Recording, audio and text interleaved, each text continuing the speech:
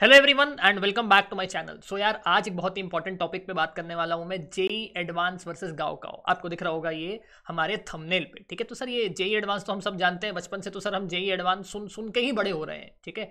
और JEE advance is counted as one of the toughest examination all over the world. पूरे दुनिया में JEE advance हो गया, भारत का यूपीएससी हो गया, आपका गेट हो गया, नीट हो गया, इन सबको बहुत ही आला दर्जे का एग्जाम माना जाता है, ठीक है।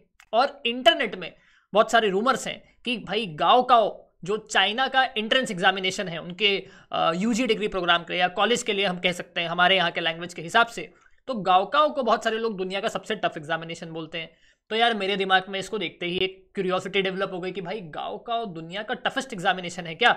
मतलब मैंने एक बार वॉल्टर लोइन सर को बोलते हुए सुना था कि Indian education system is bizarre, YouTube पे सुना था ऐसा बोलते हुए। और क्योंकि जो टफनेस लेवल हमको देखने को मिलती है आईआईटी जेई के पेपर में, स्पेशली जेई एडवांस में, ठीक है, वो अनमैचेबल होती है। मतलब अगर आप देखेंगे कुछ कुछ रोटेशन के जो क्वेश्चंस आए हुए हैं जेई एडवांस में, मैथमेटिक्स में प्रोबेबिलिटी के कुछ सवाल आए हुए हैं, वो एकदम ही डिफिकल्ट है सॉल्व करने के लिए और कभी कभी इनह्यूमन भी है, ठीक है।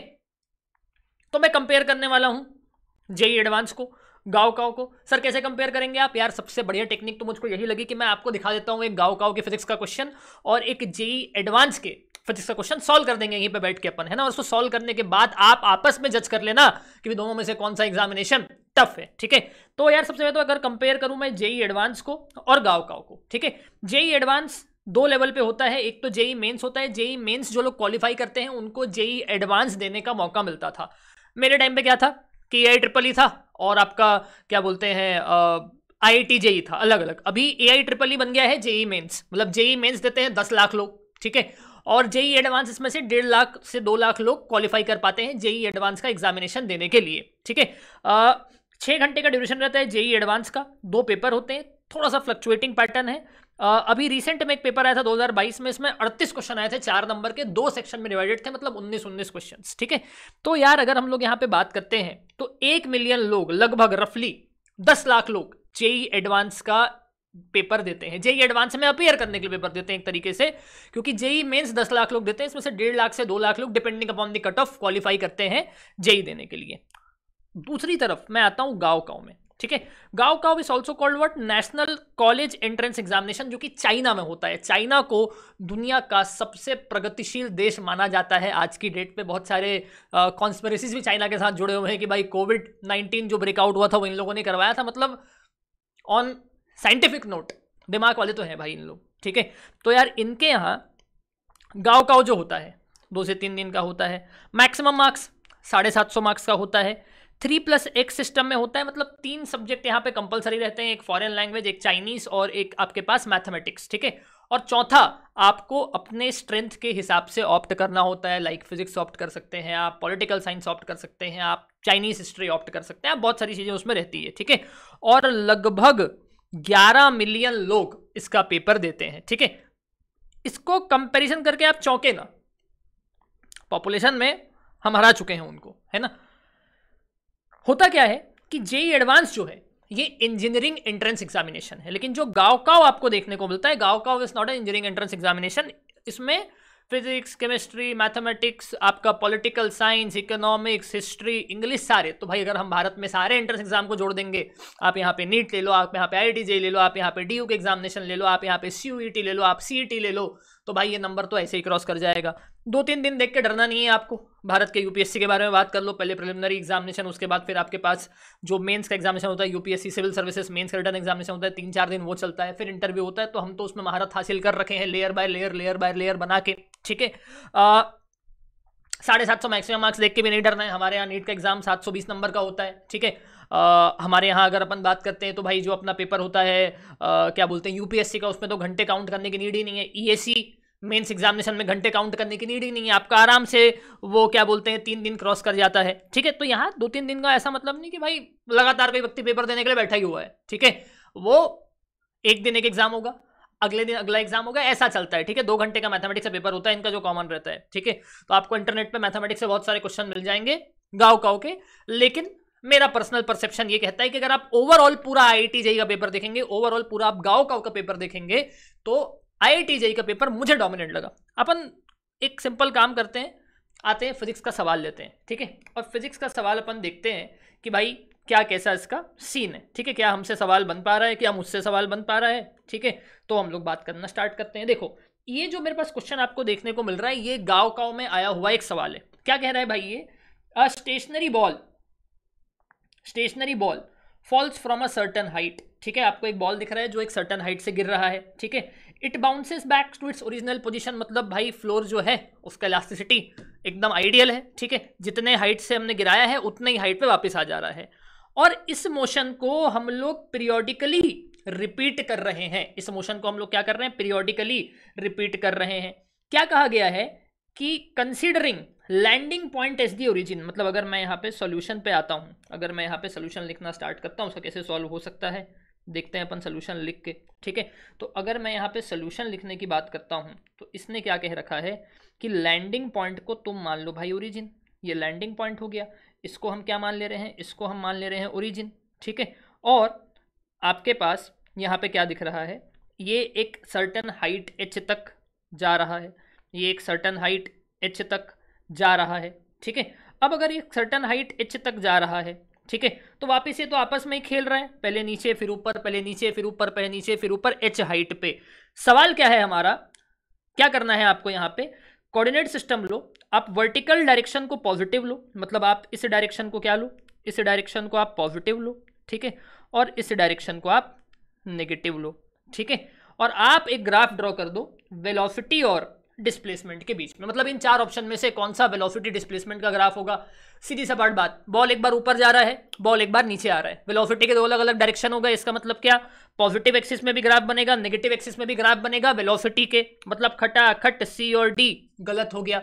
बचा क्या आपके पास, ए और बी बचा, मतलब भाई ए और बी में से कोई एक ग्राफ होने वाला है। लेकिन भाई मैं एक लाइन लिख के ही गाँव का सॉल्व कर देता हूँ, कैसे, v square minus u square is equal to 2as, ठीक है। u को कर दो 0, v square is equal to 2a, s क्या है, s डिस्प्लेसमेंट है, v कैसा हो गया, ये हो गया √2gh, ठीक है। तो ये गारंटी दे रहा है मुझे क्या, कि जो आपका ग्राफ होगा ये ग्राफ तो पैराबोलिक होगा, ठीक है।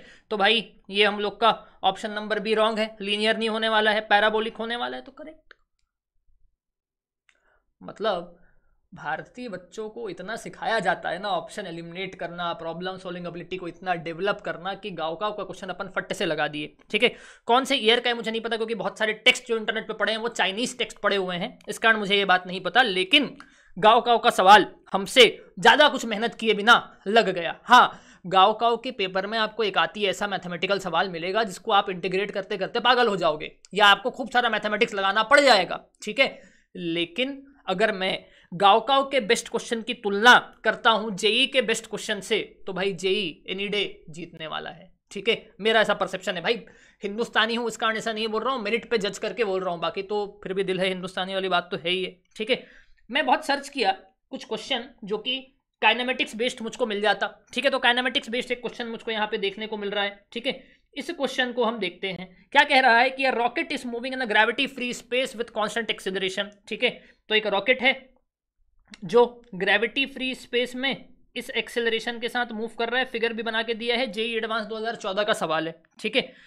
Moving along in x direction, ये अपने को एक्स डायरेक्शन भी दिया हुआ है। Length of chamber of rocket is 4 metre, मतलब भाई जो ये चेंबर का लेंथ है ये कितना है, 4 मीटर के बराबर है। A ball is throne from left and, एक बॉल ए है, इसको लेफ्ट एंड से हम लोग क्या कर रहे हैं, इस तरफ फेंक रहे हैं। एक बॉल को हम लोग राइट एंड से लेफ्ट की तरफ फेंक रहे हैं, ठीक है। दोनों की वेलोसिटी दी हुई है 0.3 मीटर पर सेकंड, 0.2 मीटर पर सेकंड, और दोनों वेलोसिटी रिलेटिव है रॉकेट के, दोनों वेलोसिटी रिलेटिव वेलोसिटी है रॉकेट के रिस्पेक्ट में, ठीक है। क्या पूछा है, time in seconds in which both the balls will collide. तो मान लेते हैं कि भाई बॉल कोलाइड करेंगे यहाँ पे, मतलब लेफ्ट साइड से x डिस्टेंस पे, तो राइट साइड से 4 - x डिस्टेंस पे। वेरी सिंपल, तो कितने देर में कोलाइड करेंगे ये अपने को निकालना है, ठीक है। तो अगर मैं यहाँ पे बॉल ए का इक्वेशन लिखता हूँ, तो बॉल ए का वेलोसिटी कैसा है 0.3 मीटर पर सेकेंड, एक्सेलरेशन कैसा है -2 मीटर पर सेकेंड स्क्वायर, क्योंकि ये आपको रिलेटिव वेलोसिटी दी हुई है और आपका रॉकेट आगे जा रहा है, ठीक है। और डिस्टेंस x ट्रेवल किया, कोलिजन t टाइम के बाद हुआ, इसका अगर मैं गणित लगाऊं तो s is equal to u t plus half a t square, ठीक है, और ये हो जाएगा x is equal to 0.3 times of t plus half into -2 times of t square, ठीक है। और इसको अगर मैं सॉल्व करता हूँ तो ये आ जाएगा 0.3t माइनस टी स्क्वायर, ये आ गया पहला इक्वेशन, ठीक है। पूरी कहानी बॉल बी पे लगाता हूँ। देखो बॉल बी के साथ क्या होगा, बॉल बी आपको दिखाई देगा यहाँ पे। अगर मैं बॉल बी की बात करता हूँ तो बॉल बी की वेलोसिटी है, बॉल बी की वेलोसिटी है 0.2 मीटर पर सेकेंड, ठीक है। बॉल बी ने जो डिस्टेंस ट्रेवल किया है कोलाइड करने के लिए वो 4 - x है, लेकिन टी टाइम पे ही ट्रेवल किया, कोलाइड तो सेम टाइम पे ही करेंगे, ठीक है। और एक्सेलरेशन क्योंकि रिलेटिव वेलोसिटी है इस कारण 2 मीटर पर सेकेंड स्क्वायर के बराबर अपने को देखने को मिल जाएगा, ठीक है। तो s is equal to u t plus half a t square, तो 4 - x is equal to 0.2 multiplied by t plus half into 2 into t square. तो ये कैसा आ गया, ये आ गया अपने पास कैसा 4 - x is equal to 0.2 plus t square, 0.2 plus t square. ये हमारा सेकेंड इक्वेशन देखने को मिल गया। अगर मैं लिखता हूँ यहाँ से x का वैल्यू, तो x कैसा है 4 - 0.2 प्लस टी स्क्वायर, ठीक है। तो दोनों को इक्वेट कर दो यार, 4 - 0.2 plus t square is equal to 0.3t minus t square, ठीक है। तो ये हो जाएगा 4 - 0.2t, 4 - 0.2t, ठीक है, minus t square is equal to 0.3t minus t square. T square अपन क्या किए, काट दिए, ठीक है। तो ये हो जाएगा 4 इज इक्वल टू 0.5t, तो t का वैल्यू कैसा आ जा रहा है 8 सेकेंड के बराबर, मतलब 8 सेकेंड के बाद आपका कोलिशन होगा, ठीक है। तो एक जेईई एडवांस का सवाल लिए और एक हम लोग ने किसका सवाल ले लिया, गाओकाओ का सवाल ले लिया। हाँ, गाओकाओ के सवाल में जब मैंने देखा तो मुझे एक इंटरेस्टिंग चीज़ ये लगी कि यार हमको वेलोसिटी टाइम ग्राफ खूब पूछता है, एक्सेलरेशन टाइम ग्राफ खूब पूछता है, पोजीशन टाइम ग्राफ खूब पूछता है, यार ये वेलोसिटी और एक आपका जो डिस्प्लेसमेंट का रिलेशन है ये रिलेशन कम पूछता है। फिर मेरे दिमाग में आया जेईई मेंस का एक सवाल आया हुआ है जो सवाल आइडेंटिकली सेम है, केवल वेलोसिटी टाइम ग्राफ पूछा हुआ है। तो आई वेंट बैक सर्च करने के लिए, तो पता चला कि भाई कॉमन डेटा सवाल था, वहां पे एक और सवाल पूछा गया था सेम, एक और सवाल पूछा गया था अपने को क्या सेम। ओके, तो आप बताइएगा जज करके कैसा लगा आपको वीडियो, है ना, आपको कौन सा टफ लगा, कौन सा इजी लगा। और दोबारा मिलता हूं आपको एक नई वीडियो के साथ। Okay, thank you so much.